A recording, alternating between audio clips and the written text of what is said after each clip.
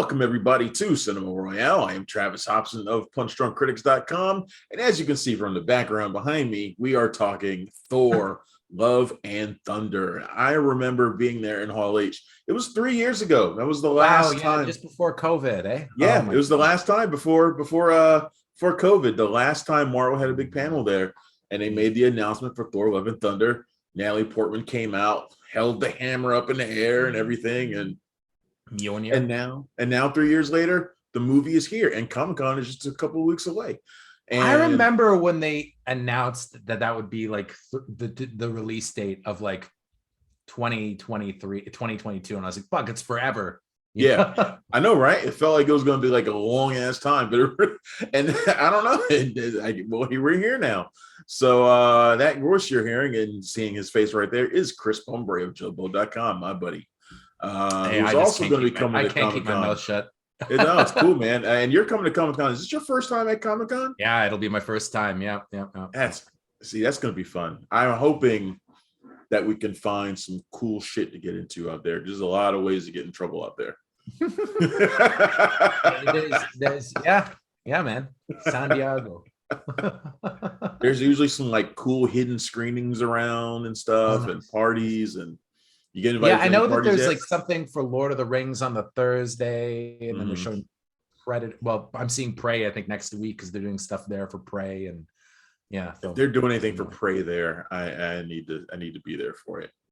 If you have any emails about Prey at Comic-Con, you need to let me know. You need to tell me about it. I can say nothing. I'll hold it against you if you do not. All right, let's we'll talk off air. All right, yeah, let's talk Thor, Love and Thunder. And this movie, a lot of people are looking forward to this one because it's the return of Natalie Portman, her Jane Foster character. But Jane is now a Thor of her own. She is the mighty Thor. And following along with the comic book storyline, Jane is suffering from these would be minor spoilers, but if you know the storyline already, they're not exactly hidden. She's suffering from terminal cancer, and she becomes empowered by the power of Mjolnir, and gains the power of Thor, which she uses to become a superhero for a while. And she helps Thor and Valkyrie fight Gore the God Butcher, played by Christian Bale, a villain who is seeking to destroy all gods throughout the universe. Chris, I'm curious to get your thoughts on this, because I actually don't know your thoughts on this. Well, it's funny because, I'm very hit and miss on Marvel these days. Like I find that there's just so much fatigue has set in. And I've always kind of maintained that I was just a little bit outside of their wheelhouse. I feel like if I was 10, 15 years younger, these would be like my favorites. And I think it's different for people my age that are really tied into comic books, because I'm not really tied into comic books. And I think that most of the people are my age that love it is because they're huge comic book fans. But for me, I was never like a reader of the comics. I'm just gonna adjust my camera there so it's a little bit better. And the thing is, so I go movie by movie, right? And depending on, if I find it entertaining or not. And I didn't like Eternals. I thought Doctor Strange was really, Doctor Strange in the Multiverse of Madness, I thought it was really overrated. I've hated all the Disney Plus shows. That said, I really liked Thor, Love and Thunder. I thought it was really fun. But to me, it felt like the least Marvel-ish of the recent Marvel movies. And I think that's probably why I liked it, because it was just kind of Taika Waititi madness. And I think that it's probably going to polarize fans, because there's a lot of things about this movie that they're probably not going to like. The fact is it's not super serious. It's very fast and loose with kind of the format. And it's probably like, and I don't mean this in a negative way, but probably like the gayest Marvel movie ever in some ways, right? Where it's got, a couple of characters. And I thought that was great. There are some people that are going to be, upset with that, I assume. Yes. Yeah. I can already tell by like the comments. I loved it though. I really liked it. And I loved the romance with Jane Foster. I thought that was great. I thought it was well done. I like Taika Waititi a lot. I'm not like some other people that think he's this unassailable genius. I think he's a good director, not an amazing director. I definitely don't feel that way about him. I like this film. Me too. But for a long time, I was probably like you, which is odd because I grew up on Marvel Comics and I still read the Marvel Comics. But the movies, for a very long time, I was kind of like, yeah, they're fine. Yeah, And I that's never really that's how I feel. That's totally right. how I This feel. is the way you feel now is the way I used to be, and I was like, yeah, they're fine. And then I reached a point probably around, Captain America, the Winter Soldier, where they started to like really get great to me. Like, wow, these are really fucking good. Like Mm. almost all of them are really good. And the last couple Marvel movies, I think have been pretty goddamn great. Like I love Spider-Man No Way Home, and I really enjoyed Multiverse of Madness. Uh, and I loved Thor Ragnarok because it was so different than the first two Thor movies, which are very forgettable. Mm. But this one I feel like has fallen back into the kind of forgettable camp, Well, which I see. is It's funny. A lot of people seem to feel that way, though. yeah, I was surprised at how kind of polarized the reviews were. 'Cause I yeah, thought and that people would walk out and loved it, but I was surprised they it seems they don't really. excuse me. Bless you. And I Bless feel you. like it could be partially because the last two movies have felt like they are so integral to the MCU. This one does not. Like this one feels like it's really sort of off on its own. Like it was given to Taika Waititi and somebody said, have a ball. Mm. And that's what he did. And in Yeah. most cases, I'm fine with that. I like Taika Waititi, but as I said in my review, I was not a fan of his until like Hunt for the Wilder People.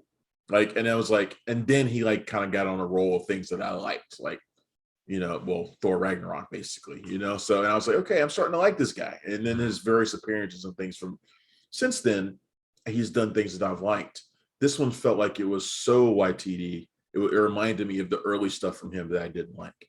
Mm. And it was like, there were times where I felt like he was forcing some humor in there, in particular for Korg, which is a character that he basically wrote for himself and wrote a bigger role for himself in. And Korg was not funny to me in this movie at all. So I was kind of like, yeah, this is good, but I also feel like it's a little too much YTD for me. See, I really liked Thor. And I loved the whole montage to ABBA, and that was great. Well, we can't really get into spoilers, but I don't know. I really did enjoy it. But I will say everybody this, knows though. that Thor and Jane broke up. The movie goes back through that, and yes, it's set to happen. So, But I mean, I liked Bale, although I don't think it's necessarily a great villain. I think people were really excited when they found out that Bale was attached. But I mean, the Marvel villains are never great, except for maybe Josh Brolin in Avengers. Michael B. Jordan's Killmonger is great. Yeah, sure. I would say he's probably at least top 5, but probably top 2, really. But but the thing is, it's the same thing. Kate Blanchett in Thor Ragnarok wasn't particularly memorable either. But I loved Hemsworth in it. I thought he was having a ball, and I really liked Natalie Portman. I liked the chemistry. I feel like I was going to say, I feel like they have the chemistry in this that they never had in the first big time. Yeah, 100%. Because I never felt that the two of them really belonged together in the other movies. But she looked great in this. I loved her biceps. Dude, she's strong as hell, man. She got bigger arms than me. Yeah, she looked tight. And she definitely went on the Hemsworth workout plan for this movie. I thought that Tessa Thompson was strangely underused, though. Yeah, her character really felt. I feel like she was sort of on the periphery or something. It was something. There was something odd about her that she didn't really make much sense. Like I don't feel like she needed to be in the movie, really. No. Or at least they could have stopped. Like they could have stopped at New Asgard, but she didn't need to come on the journey. Mm-hmm. That's kind of the way it felt, and it felt like they didn't really have anything for her to do, for her character to do on the journey, other than to just, hey, it's Tessa Thompson. We should probably keep her around. Yeah, I think that is the rationale to a certain extent. Yeah, I mean, you'd think they would have done more with Valkyrie, considering where they left her the last time, and considering everything that they've talked about quite a lot in between, Valkyrie's sexuality and all that sort of stuff. They didn't really do much, though. Like, not really. Yeah, I mean, I agree with you. I think it's all just kind of lip service at this point, like to some extent, even, Disney's attempts at diversity, I always thought rang a little bit hollow to me, just because it always seems like stuff that they could very easily cut out of the international cuts of their movies at some point, and I think they tried to kind of elevate it a little bit with this one, but even still, I mean, it's nothing. It's stuff that'll go way over people's heads, and the whole thing about her being pansexual. I mean, they don't really get into that here. Although, I mean, who cares? I didn't really care. I feel like all the gods are pansexual. Yeah, sure. I mean, they're all, Mhm. yeah. I mean, I have no I doubt that they'll have Thor have dated some guy in the past or something. I have no who doubt. knows? I mean, I feel like Watiti in some ways was trying to make a movie that he was like kind of like, oh yeah, look, Yeah. we're gonna make like the most like experimental Marvel movie ever. But I think at the end it is kind of conservative. I think he's reined in to a certain extent by Marvel, but there's a lot of his kind of trademark goofy humor, and I like his goofy humor. I mean, I love What We Do in the Shadows and stuff like that. Like I like old Taika Waititi, so I think the movie for me just went down much easier, I think, than some other Marvel movies but it Yeah. seems I'm in the minority on this one though, because I people are mean, not enjoying it as much. I think people are going. I think ultimately people are going to like it Oh, I too. think they'll And I don't like want to it. make I it just seem don't as if think it'll be like a highlight for people. yeah, I don't want to make it seem as if I don't like it. I'm going to see Mhm. it again this weekend. So I mean, Mm. I like it enough to see it twice. I just don't think it's like upper echelon Marvel for me. But I it's haven't seen a Marvel movie twice since the first Iron Man. I've seen some of them like multiple times. I But mean, yeah, great. listen, I definitely I'd be curious to revisit. I've some seen of Black them. Panther like five, no, I think four times in the movie theater. I'd Only be movie curious to revisit. I've seen Them. more, I think, was Rogue One, which I saw five times. Really? And then the Brothers Bloom, which I've seen, I think, six times. Oh wow, yeah, I remember you told me you're like a massive fan of that movie, yeah? But you have no idea how much I love that movie. Oh well, we got to do a revisited episode for that, and you can do it. Yeah, that'd be great. Yeah, Yeah. that'd be awesome, actually. But what did you think? One of my favorite scenes in the movie has Russell Crowe as Zeus, Oh yeah. and what did you think about him? Because he's clearly having a ball in this. Yeah, he's having fun. I mean, Russell Crowe's never been funny before, so it was nice to see him as funny. And Are you saying he wasn't funny in A Good Year? no. uh, Ridley Scott comedy, just what you want to see. No, it was. I mean, House of Gucci was funnier, but he didn't do much for me, to be honest. Like I thought he was fun and he was having a good time, but it wasn't. It was. I think it was ultimately a pretty minor role. Say again. You're kind of going in and out. Are you? Yeah. I just I thought ultimately it was kind of a minor role for him. He didn't do much. Yeah. Oh, yeah. Yeah. Yeah. It was kind of a joke. Like they could get Russell Crowe, so why not? If you can get Russell Crowe to play Zeus, you get Russell Crowe to play Zeus. Sure, why not? I mean, soundtrack, of course, is amazing. I think Waititi, a lot like James Gunn, is fantastic at using a soundtrack to really bolster Yeah. films and bring it Three personality. needle drops from Guns N' Roses. I was going to say that. I think they're. I'm not like an aficionado by any means, but I felt like there was a lot of Guns N' Roses. Oh yeah, and it's all like the hits. Now this is really good stuff. Cuts. There's really good stuff. Where do you think? Because do you think this franchise, this solo Thor franchise, continues on after this? Oh yeah. I mean, it depends on what the box office is, but I think if the box office is strong, they totally will. Because of all the kind of OG characters, the only one that's still really going is Hemsworth as Thor, right? I mean, I guess he still have Renner as Hawkeye, but I don't think there's much of an appetite to see him in a film. I think Hemsworth is the only like original Marvel star that's still really at it, so he's bankable and he's a movie star in his own right, and they leave the door wide open, of course, at the end. So I think we're going to see a lot more of Thor, and it seems like Hemsworth really embraces the role. Yeah, I mean, he can't really find a hit movie that doesn't have him dressed up as Thor. So I mean, it's one of those things. He's got those Netflix movies, but yeah, exactly. Yeah, those Netflix movies. I thought it was interesting that Spiderhead got its ass kicked by Hustle and also by The Man from Toronto. I don't know anybody that was excited for Spiderhead, and I also don't know very many people who watched it who really liked it. Mm-hmm. So, and I have not seen it, so I can't comment. But something about Hemsworth outside of here where he doesn't seem to be able to. But this is not just him. This is like almost everybody at Marvel. Who when they venture outside of it, they struggle to even have a fraction of the same success. I mean, Chris Evans struggled with that too. I'm curious to see how the Gray Man turns out, and he's got Ghosted coming up with Anadis Armas. He just signed on for Pain Hustlers, so I mean, he's giving it a go to try and make the most of it as he can. But we'll see. Yeah, I'm seeing the Gray Man next week as well, which I'm oddly not very primed for, to be honest. Like, there's something about it seems very kind of middle of the road to me. I mean, it has the potential to be, Red Notice or something. Red Notice. Yeah, and that's always what worries me about a Netflix movie. But then, I'm super psyched to see Bullet Train. Like that looks awesome. Bullet Train looks fun. Yeah, Bullet the last good Netflix action movie though, like Harder They Fall, I think was the only one that was kind of like cool. Like Harder They Fall was very cool, and it had that Oscar season buzz because and it had an interesting director too. I mean, I don't know. I mean, the Russo brothers.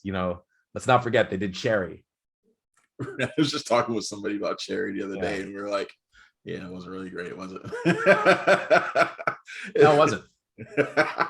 And it's interesting that Waititi has maybe another movie coming out this year. Next Goal Wins. That was oddly enough shot like before Love and Thunder. Yeah, it's been on the shelf for ages. Yeah, I mean, why so long? I don't understand. Army Hammer, huh? Army Hammer. Oh, yeah, the Army Hammer thing. Army Hammer is in it, yes, but not anymore.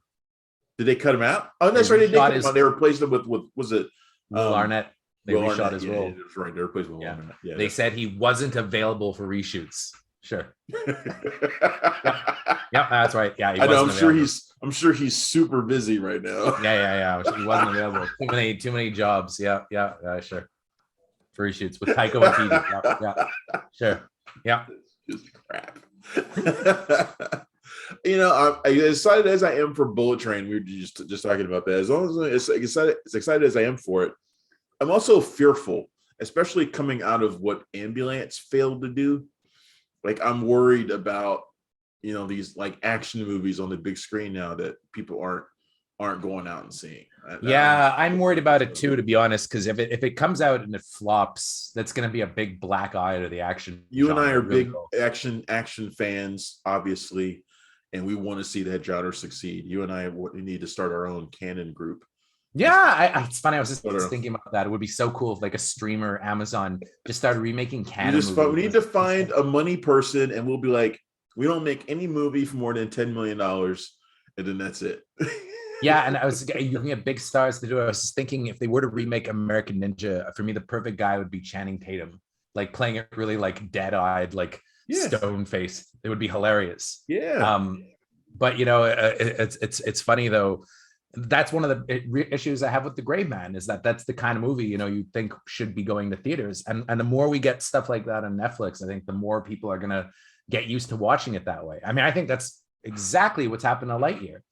People are expecting that kind of thing to show up on Disney Plus because they know it will in a couple of weeks. Yep. And I think that they are getting used to watching certain movies at home. But that said, the huge success of Top Gun kind of has me more optimistic about Bullet Train's success than before because, Brad Pitt is an old school action star. So he might be able to pull in an older audience. And Elvis has done better than I thought it would too. But that's another one I think would do better if people didn't know it was coming on HBO Max in a month, Yeah, I think those are different because there's known commodity factors involved with those. Whereas, and Brad Pitt, Brad Pitt's great and everything, but you tell them Bullet Train, what's it based on? Nobody would know. I really hope it's a hit. I feel like it's not going to be like a $400 million hit. I think it could be $100 million hit, but we'll see. I mean, I hope it does well enough that people will get excited about doing the action genre again, but it's not looking great for our beloved genre these days. Not on the big screen anyway. We need to talk to some people. Maybe at Comic-Con we'll run into the producer or something. I mean, the new big action movies that are based on that are originals are all kind of going to Netflix, right? Like Tom Hardy's Gareth Evans movie, like that'll be awesome, but it's a Netflix movie. And then you got like Michael Fassbender and The Killer for David Fincher. That's a Netflix movie as well. So it's all kind of heading that way, I think, to some extent. Yeah, which is kind of it's too bad. It is a shame. Yeah, it is a shame. But who knows? Maybe if Bullet Train is a hit, we'll finally get Brad Pitt in a Marvel movie as well or something. I mean, it's from the John Wick guys, and I feel like they've got a good kind of vibe on how to make these movies profitable and do them well. It's funny though, they're behind so much now though, and they're doing a lot of streaming stuff too, like Daywatch, that Jamie Foxx movie is from them as well. Yep. And it looks cool. I mean, I saw some footage from it. It looks amazing. And then they've got Violent Night with David Harbour, the Santa Claus movie. That's a theater movie. That's theatrical. Going back to Thor, what did you think of Christian Bale's Gore the God Butcher? And not necessarily the character, because in terms of like the character itself, I think Gore the God Butcher is one of the best ideas for a villain that Marvel's come up with. Like even on the page and on the screen, he's great too. He's a great idea that I wish they could have done more with. My thought about him was that I wish he had a movie that he could be the main, the main point of the plot, rather than having the Natalie Portman thing too, because the movie was really about him and her, about Thor and Jane, and not so much about Gore. I mean, he I think needed that a movie that was solely for him, where Thor's not sidetracked. You could do that, you know, and you could also have cast Bale in the role. Because I mean, I think Bale, the thing about him is he never phones it in, right? You know, he always goes all the way. He's great in the role. He gives everything to it. But yeah, I think you're probably right. Like he does feel like kind of a side note in the movie. Like it's, you know how there's always the A plot, the B plot, and the C plot. You know, I feel like he's the B plot the entire movie when he should be the A plot, you know, because the A plot is Thor and Jane. The B plot is Gore, and then the C plot is probably like Valkyrie and Korg's adventures, you know. Yeah, and he's kind of just above C, you know. So it probably should have had more, you know. But I did like the fact that they tried to give him pathos, and I think that Bale, you know, was in great shape for the role. I mean, I haven't seen him look like that since The Dark Knight. You know, I always hear though he's a method actor. I kept looking at his eye throughout the entire movie because looked like he lost a bunch of weight for this one again too. Well, and he's in this movie Amsterdam, and in the movie his character has one eye, wears a glass eye. I kept looking at his eye in this one. I wanted to see if he dug out his eye to put in like a fake eye, because you never know with Christian Bale, right? And I think that's why he's so thin in it, because he lost a ton of weight for Amsterdam, and it was shot before Thor: Love and Thunder. So I kept watching his eye. I'm like, is that real eye? Did he take it out? Did he dig out his eye? Yeah, who knows with him? I mean, you know, you never know. Yeah. Without spoiling anything, post-credit scene. Of course, you all know that there is one. What do you think about that casting choice? I thought it was cool. I told Laura about it, and that made her want to see the movie because she loves that guy who suddenly seems like that person is getting a huge push now. Yes. So yeah. And he's great. And I'll admit, because I knew that character had to show up at some point. Like I just knew. But I had no idea who they could possibly get to play him, and this was a surprise. Yeah, that is a great actor. So yeah. You get, and all of you wondering who the hell we're talking about. You'll have to. But this actor kind of is having a moment right now, it seems. So yeah, I agree, and well deserved. Yeah, I think it's awesome. Anyway, all right, man. Well, Chris Bumbray, JoeBlow.com, sort of my boss over there. I mean, Travis, we just put up a video with Travis's voice on it the other day. It's the two actually. It was gone. We did Airwolf, and then something else went up with your voice too. And I think We Remember goes up soon too. It's tons of stuff. And I just recorded one for Tony Scott. So it's the Travis Hobson channel. Yeah, I know. And I just got another one sent to me this morning. So it's like, all right, you guys, give me a break. Yeah. Chris Bumbray, JoeBlow.com. Also my homie on the Critics' Choice Super Awards. Thank you for joining me for Thor: Love and Thunder. I'm Travis Hobson, PunchdrunkCritics.com. You can find me on social media on Twitter at Punchy Critic. You can find Punch Drunk Critics there as well at PDC Movies. You can find us everywhere, and you can find Cinema Royale anywhere that you get your podcasts. Thanks again for joining me. I will see you next time. Thanks for checking out the show. If you like what we're laying down, please subscribe to our channel and click the bell to receive notifications for all of our latest stuff.